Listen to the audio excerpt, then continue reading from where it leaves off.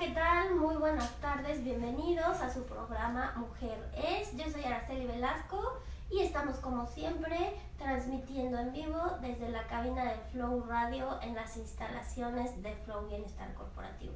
Bienvenido a todos los que nos ven en Facebook, ya empezamos la transmisión, anoten sus preguntas porque el programa de hoy va a estar buenísimo. Y bueno, le doy la bienvenida. Hola. Bando, ¿cómo estás? Muy bien. Muy buenas tardes. ¿Cómo has estado? Muy bien, ya nuestro segundo programa, muy emocionada, así de todas las preguntas del primero, así, ay, faltó decir esto. Ahora Nos quedamos con muchas cosas en el tintero, por eso es que ya mejor así.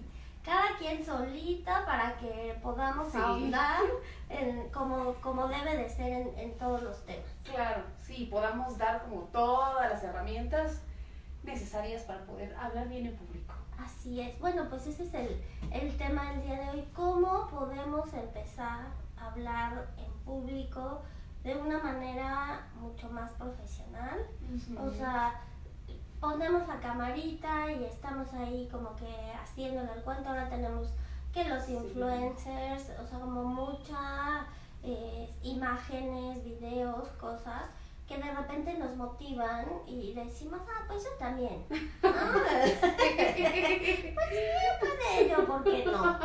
Y sí, claro que sí, claro, obviamente claro, que sí, pero si queremos hacerlo también como que de una mejor manera para que impactes como deba de ser, en la entonación, etcétera, bueno, pues ella es la indicada, la que nos va a dar todos los tips, la que nos va a hablar de qué es lo que podemos hacer para irnos acostumbrando también a vernos. Así es, ¿no? Sí. Y mira, tratas un punto primordial.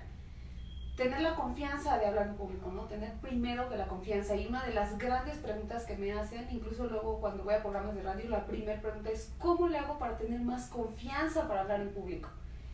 Y hay que recordar que la confianza, cuando tú le tienes confianza a algo es porque ya lo conoces y ya sabes cómo se va a comportar.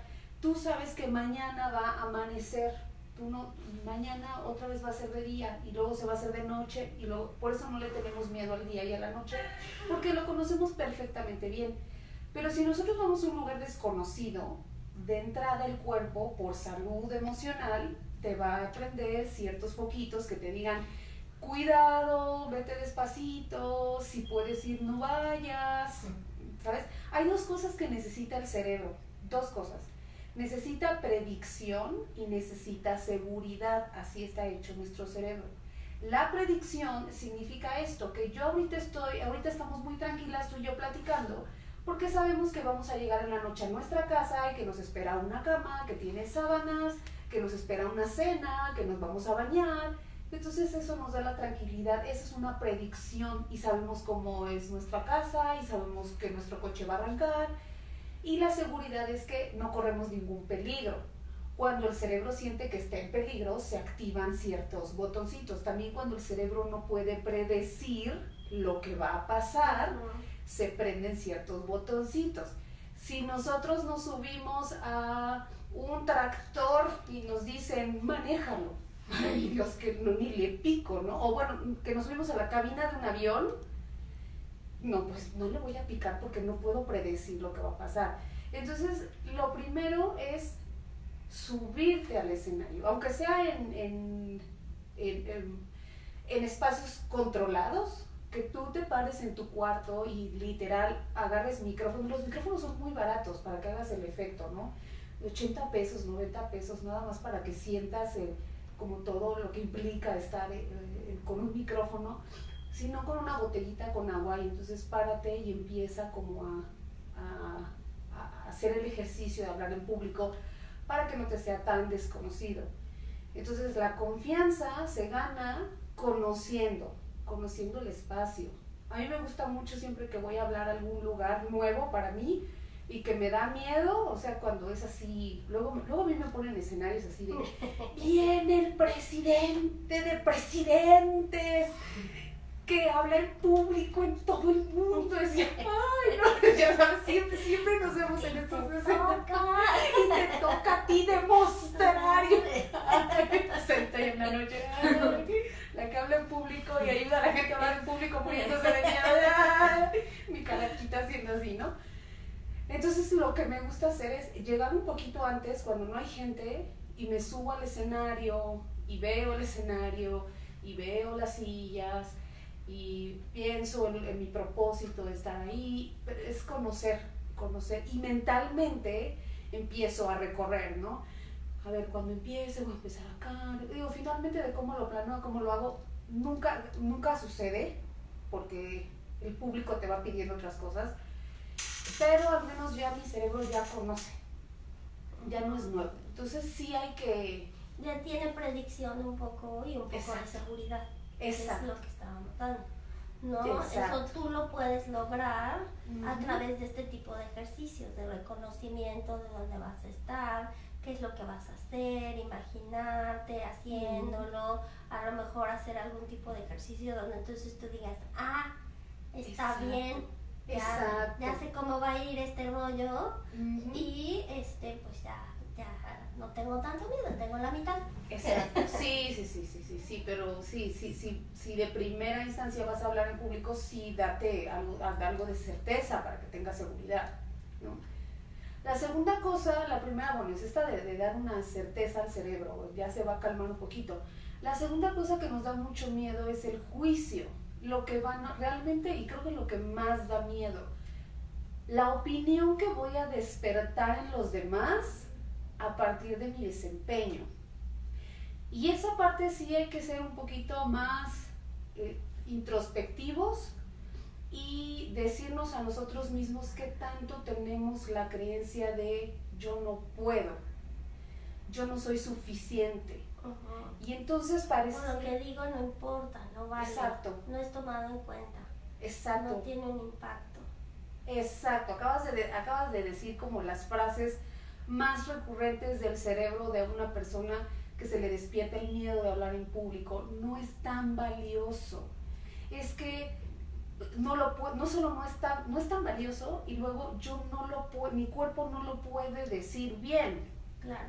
Y Liliana, ahí tengo una pregunta. Generalmente en otros programas hemos hablado de que muchas de esas improntas, esas huellitas, se han quedado grabadas de la manera en que hemos experimentado o vivido diferentes situaciones a lo largo de nuestra vida. Sí. Entonces, si en algún momento pudo ser que yo tuve que dar una opinión acerca de un tema y me dijeron, ay, ya, cállate, esa señora, deje de estar enchinchando, sale, bye, en el colegio en alguna presentación, al enfrentarnos a ese tipo de cosas, se quedó, digamos, como un programita ahí guardado. Exacto. Que al estar otra vez en ese tipo de situaciones, a volver a sentir esas sensaciones corporales, nos llevan me van a sentar, me van a decir, señora, ya siéntese y cállese, no es importante lo que tienes que decir, pero eso pasó. Exacto. Esa fue la niña, la adolescente, el joven, ya fue. Exacto. Ya pasó. Ahora estamos haciéndolo desde otra perspectiva. Exacto. Y desde ahí podemos retomar estas herramientas. Exactamente. Para decir, bueno, ese miedo ya sé de dónde viene, pero hoy estoy mejor preparada, ya hice mi escenario, ya estuve practicando en mi casa con mi botella de agua, mi micrófono de 90 pesos. Mi micrófono de 90 pesos, y entonces ya es como más fácil posicionarte. Claro. En actitud, en mentalidad, en sensaciones, en otra situación que no es esa que te llevó a ese miedo. Exacto, Ara, gracias por comentarlo. Y sí, fíjate, si no tienes bien detectadas esas heridas del pasado, entonces te van a venir aquí a cobrar factura, ¿no? Y lo peligroso es que cuando te cobran las facturas del pasado, tú vienes muy preparada a hablar de tu tema, dominas tu tema como nadie, pero entra la creencia de lo que yo digo no es valioso, y entonces el cuerpo se empieza a desarmar y empieza a decirte, sácame de aquí. Y hay un pleito entre sácame de aquí, que seguramente todos mis clientes y alumnos me han dicho, sí, como que se divide el cerebro en dos voces, así, ¡pum! Y una voz está luchando por el tema y queridos colegas, hoy les quiero hablar. Y la otra mitad está, salte, todo el mundo te está viendo, estás tartamudeando, se te está quebrando la voz, te quedaste callado y se te olvidó la idea, ¿no? Pasa mucho, por ejemplo, que dicen, voy a decir estas 5 cosas, se suben al escenario y se les olvida la segunda, entonces digo la quinta, y luego regreso a la tercera, ¿cuál me faltaba? ¿La segunda o la cuarta? Pues digo la cuarta, creo que ya la repetí, y se hace como un efecto, yo le llamo un efecto bola de nieve, porque te vas a esta voz, se sube el volumen, la voz de la voz crítica, y se va bajando el volumen del tema del que tú estás hablando. Entonces haz de cuenta que tienes 2 grabadoras al lado y le subes, ya llega un momento en que esta no la oyes, entonces el cuerpo queda, y bueno, queremos decirles que, y por dentro hay un, ya hiciste. Claro. Y eso es, yo creo también, Lilian, porque nuestro cerebro obviamente está hecho para que podamos sobrevivir. Exacto. Entonces, si estamos en un estado de estrés y de tensión, la neocorteza, el pensamiento, la lógica, no va a actuar hasta que estemos en calma. Exacto. Entonces, por eso es que estamos, ahí peleando. Estaba yo diciendo, sí, ya me puse bien, ¿no? Ahorita, espérenme. Sí. No podemos grabar, sí, porque hasta que tú no estés en calma, y entonces diciéndolo de la manera en que ya lo ensayaste, tu neocorteza va a actuar. Pero si hay cortisol, si hay estrés, la neocorteza no funciona. Exacto, va a funcionar al servicio de ponerme a salvo, y a salvo es abajo del escenario. Incluso, ya bájate, señora. Nadie te lo ha dicho, tú solito te sientas. Yo ni señora soy, dice el señor que está en la política, pero ya me senté. Sí, exacto. Justo así el cerebro, y fíjate, qué bueno que lo comentas. Sí, y siempre les digo a mis alumnos y a mis clientes, hay que pensar en el cerebro como un órgano más de nuestro cuerpo. No estamos tan acostumbrados a cuidar nuestro cerebro de la manera que cuidamos nuestro estómago, nuestros pulmones, nuestros ojos, nuestros dientes. Si vamos al dentista, si nos duele el estómago, decimos, ay, ahorita no voy a comer tanto picante porque me duele el estómago. Pero el cerebro dejamos que a lo loco piense lo que quiera, que haga lo que quiera, que consuma lo que quiera. Consumimos unos contenidos peligrosísimos. Ese sí le damos rienda suelta, y lo más importante, creemos que nosotros somos nuestros pensamientos. Entonces, el primer tip y más grande tip que les va a funcionar para esta doble voz que no te permite claridad a la hora de exponer en una junta de trabajo, en una exposición en público, en un video que estés grabando, primero es relajar, y después sí hay que llevar un proceso para que esa voz vaya bajando. Pasa poco a poco, no pasa de un día a otro. Entonces, primero, observa esos pensamientos como cuando tú te sientas en un bosque y observas las nubes pasar. Observa, ya pensé esto, obviamente en un ensayo, no lo vayan a hacer ahí en la presentación, en TED, ya es su primer TED, y estoy viendo las nubes que me dijo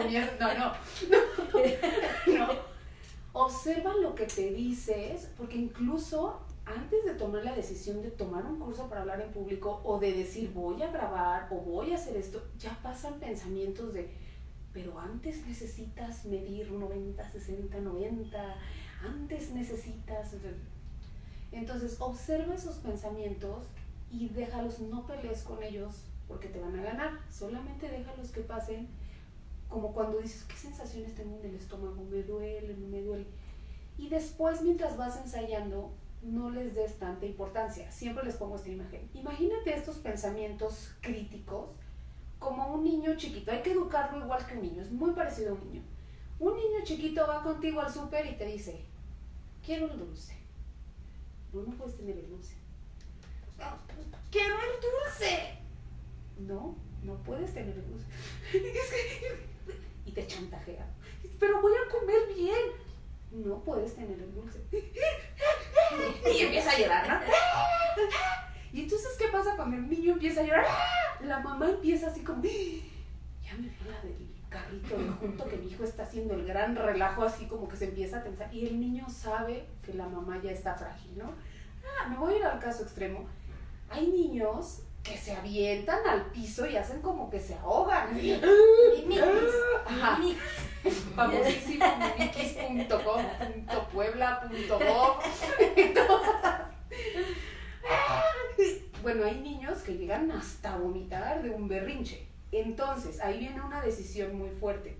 Si la mamá por pena o algo le dice, bueno, ya, toma el dulce, pero te callas. El niño que va a aprender, claro, si le pido un dulce no me lo da, pero si me aviento al piso, vomito y hago como que me asfixio, me lo va a dar. Y entonces nuestro cerebro funciona, nuestros pensamientos funcionan igual. La voz va a empezar, ya viste, no hay que hacerle caso. Primero no hay que hacerle caso. Claro, todo esto dentro de ensayos, dentro de un proceso de asesoramiento, si quieres hacerlo tú solo y después apunta los pensamientos y poco a poco se va a ir reconciliando. Como el niño que dice, pues yo ya entendí que el súper no es para comprar dulces, el súper es para comprar comida y los dulces son el domingo, entonces ya me rendí. El cerebro va a hacer lo mismo, va a decir, yo ya entendí. Si del tamaño de la herida es del tamaño de la máscara. Entonces, si tienes una historia donde fuiste muy devaluada, muy minimizada, entonces el niño es mucho más berrinchudo y pues hay que darle más tiempo y hay que darle más amor. No se trata de violentar, no se trata de decir, ay, qué bruta con mi pensamiento. No, simplemente hay una razón, pero justo como lo dijiste, hoy ya no es así, hoy ya no es así.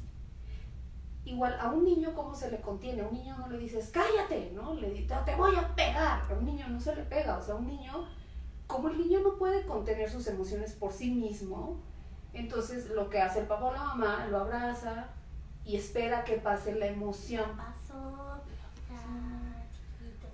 Y lo esperas, ¿sí? Tampoco es muy recomendable que ya cálmate, ya, no, la emoción tiene su tiempo, claro, tiene su medida, entonces simplemente con contener y dejar que el niño desahogue es suficiente, pero necesita contención.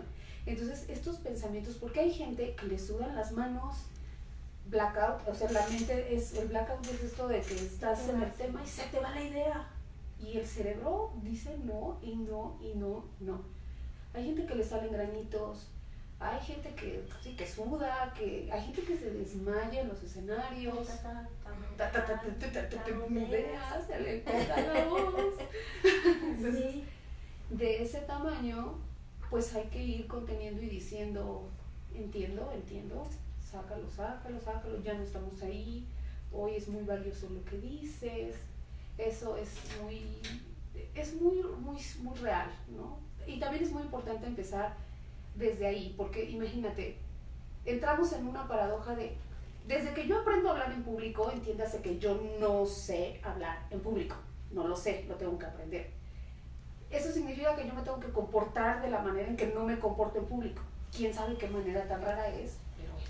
Y entonces la gente cuando se sube, o en radio, por ejemplo, hacen un personaje rarísimo, ¿no? Hola, buenas tardes, ¿cómo están? Es que no sé ni qué personaje estoy haciendo, pero lo estoy haciendo porque tengo un micrófono enfrente. Y bueno, vamos. Sí, que no eres tú. No eres tú. Que nadie te lo cree. Sí. En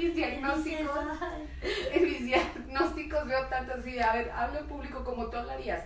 Hola, muy buenas tardes, ¿cómo están ustedes? Y es un programa de televisión y bueno, es lo que tú crees que es hablar en público.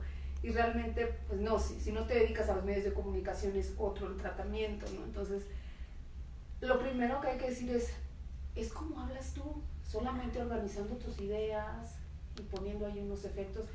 Pero a lo que voy es que en el momento en que partimos de la imperfección, de que tú no puedes... Perdóname que te corte sí, la inspiración, pero necesitamos un corte.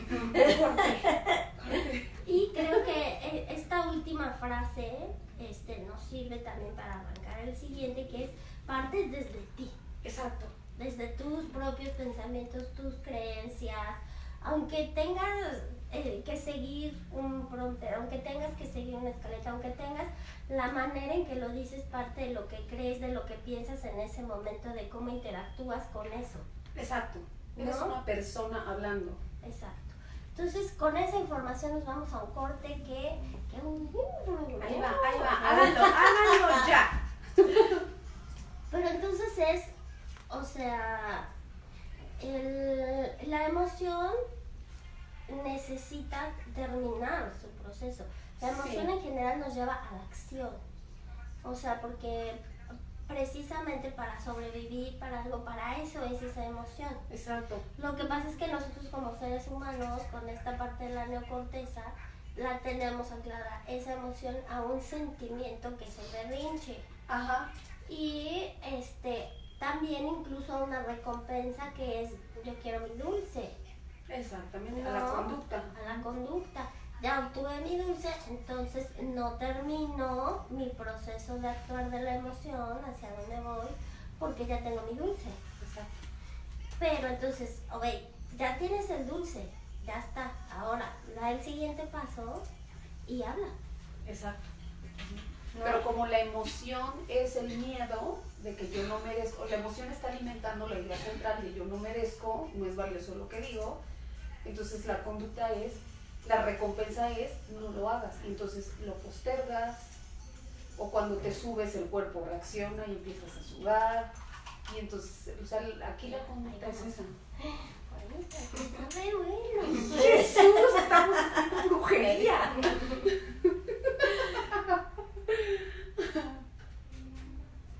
Regresamos del corte y bueno, como siempre se pone súper interesante aquí Brujería, estamos la haciendo plática, hablando acerca de la emoción, pero estábamos, Lilian, nos estabas compartiendo esta parte, bueno, ya, pero es desde quién soy, desde lo que Exacto. pienso, desde lo que creo, y a partir de ahí cómo me relaciono con un micrófono, con una cámara de video, con un guión, con...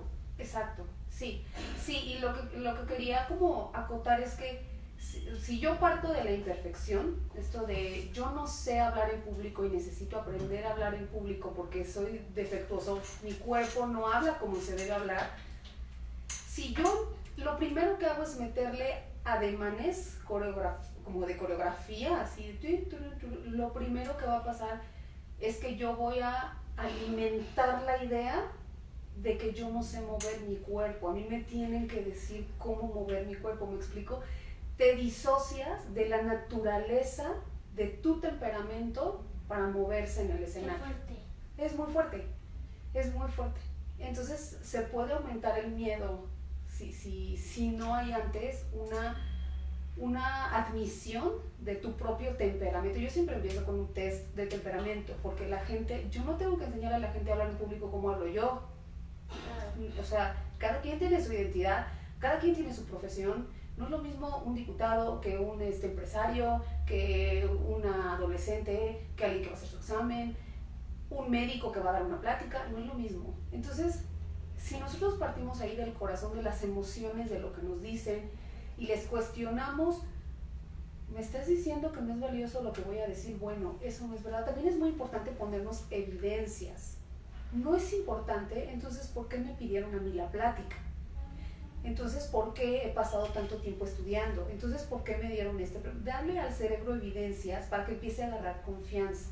Claro. ¿Y para qué lo estás haciendo? El propósito, bueno, esa ya es parte de la técnica. Una vez que el cuerpo que la emoción está vista como emoción y no como verdad absoluta, entonces ya podemos empezar a poner técnicas, pero ya las técnicas ya no son peligrosas, ya no es porque tú no sabes hablar en público. Ya entonces podemos hablar de unas estrategias que te van a ayudar a fortalecer tu mensaje. Como el look, ir vestido con base a lo que a ti te gusta, tu estilo, pero para el protocolo. La inflexión de la voz, tono, volumen, ritmo, pausas, cómo organizar la información, cómo plantear tu propósito, porque le estás hablando según tu público, ¿no? ¿Cuál es mi público? Si voy a hablar en masas, tengo que ajustar mi propósito. Pero ya no es como, ya son técnicas, ya no es de, porque como tú no puedes, pues yo te digo cómo, ¿no? Ya es algo que suma. Pero sí primero hay que, entonces una parte es el cuerpo, que hay que tratarlo desde ahí y hacer ejercicios y repetir. Y a algunos clientes les pongo de ejercicio que se los recomiendo mucho. Di un tema absurdo, ponte un cronómetro y di por 3 minutos, que es muchísimo tiempo, un tema absurdo. Entonces así, paraditos, se graban y empiezan. La luna está hecha de queso, como todos sabemos, pero no está hecha de queso, sino de queso con hoyitos que hizo el presidente de la República con un cincel. Y así, ¿no? habla. Para soltar la lengua, para que escuches esta voz que te dice, estás haciendo el ridículo, esto no sirve para nada. Y para que también tu cerebro aprenda a hablar, porque también, bueno, es que es un tema infinito en mi boca. Si necesitan, me paran y me dicen, ya, Lilia, necesitamos. Es que un tema te lleva a otro, ¿no? Pero también el cerebro hace una argumentación y entre que busca un argumento y otro, necesita una pausa. Y es donde la gente entra en pánico y hace, ¿qué opinas de la neblina? Pues la neblina es un lugar, es una nube que baja y a mí me parece muy romántico, que es como un espérame en lo que encuentro, estoy encontrando un nuevo argumento. Los archivos que tengo de la neblina. Exacto. No, ese no. A mí me encanta cómo reaccionamos. Como nosotros tenemos el referente de que un buen comunicador es, no sé, alguien que salga en televisión y que dé las noticias y las habla así, que lee el teleprompter y que no tiene ninguna pausa. Entonces, yo creo que hablar bien es no tener ninguna pausa, porque si yo hago una pausa, la gente se va a dar cuenta que no conozco mi tema, entonces tengo que hablar así todo el momento y cuando me diga una pausa, entonces, Como metralleta. Pero eso son las noticias. Sí, claro. Entonces, es natural que uno haga una pausa, que diga, pues, no sé, nunca me lo había preguntado, pero para mí la neblina, sí es romántica, sí tenemos que entrenarnos para ello, ¿no? Entonces, este ejercicio al que vuelvo de decir un tema absurdo, completamente inventado, trabajas varias cosas. Primero, trabajas el vocabulario, empieza el cerebro a hacer abdominales de vocabulario. Segundo, la desinhibición. Tercero, cómo unes los argumentos, porque aunque es ilógico, lleva cierta lógica. Y también puedes manejar las muletillas. Cada vez que digas, sustituye por una respiración. Ese es bien difícil. Es muy difícil. Porque sí, estás acostumbrado de repente. Sí, estamos muy acostumbrados, pero fíjate qué seguridad. Es parte de, claro. Se oye una persona muy segura en el escenario que habla y que de repente guarda. De hecho, los silencios son tensión dramática. Y quiero decirles algo muy importante que me costó muchos años entender. Hoy sé, qué bonito, ¿no? Fíjense que a mí me costó mucho trabajo entender que hoy sé que tengo que confiar en mí misma y que tengo que aventarme y hacer las cosas. ¿Qué más, Sara? Bueno. Y eso, me llegó porque fíjense que ayer, sí, claro. Sí, todo rápido, todo. Sí. Entonces, pero al principio de este bloque nos decías, entre cómo debe ser la creencia que nosotros tenemos de cómo debe ser esa comunicación, cómo es grabar un video, cómo es hacerlo bien según nosotros, pero en general, de acuerdo a las pautas profesionales, que sí, que no. Bueno, que no imitar. A veces vemos a alguien que tiene mucho éxito y nos ponemos a intentar no pensar, híjole, es que ahora hay mucha gente con mucho talento nato y que le atina y entonces de verdad solo un día agarran un micrófono y se ponen a hacer cosas y tienen mucho éxito y entonces pareciera que yo no tengo que hacer nada. Exacto. Pero, ¿qué porcentaje del general consideras que es ese porcentaje donde las personas de manera nata se paran frente a un micrófono, lo hacen, lo logran y les resulta perfecto todo lo que hacen? Como un 2%. Ok. Que son influencers, personas que vemos, o sea, cuánta población hay en el mundo, cuánta población hay en México y cuántos son influencers que digas, no, así lo lograron, un 2% más o menos. Si lo tienes, qué padre. También aún así hay que cuidar ciertas cosas y si no, hay que prepararse. Entonces, sí al ensayo, a la preparación, al no confiarse, ese es un problema.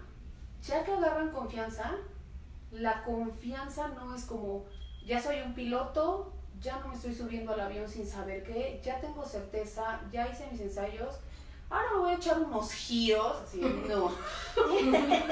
No.